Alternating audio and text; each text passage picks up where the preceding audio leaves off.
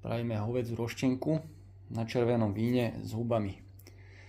Čiže tu mám takto peknú roštenku, to som odblanil, odmastil, úplne pekná. Červené víno, tu mám hovädzí vývar, zemiakový škrob, hladká múka, bravčová masť, sušené hríby, sol, čierne korenie, mletá rastca a cibula.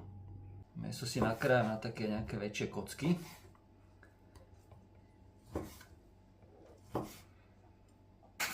Máme sol, čierne korenie. To otočím, aj z druhej strany to posolím a pokorením. Dám hladkú múku.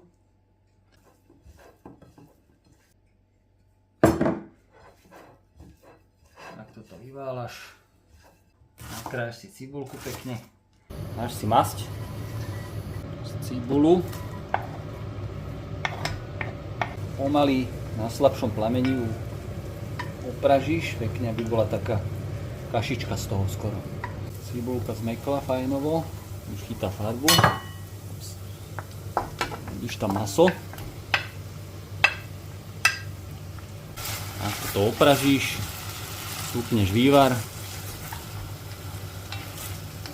rastcu. Zalejeme to vínom,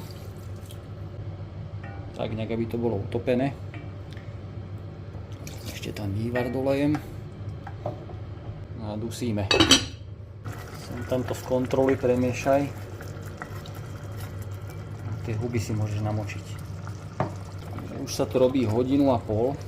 Medzi tým som aj vodu dolieval.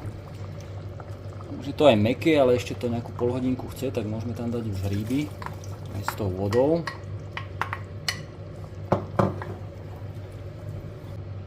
Za lyžičku zemiakového škrobu, potom buď ešte pridáme alebo vodu, uvidíme podľa hustoty. Zamiešaš, ochutnáš, do koreničky, tak dosolíš. Dáme tak nejak 20 minútiek ešte.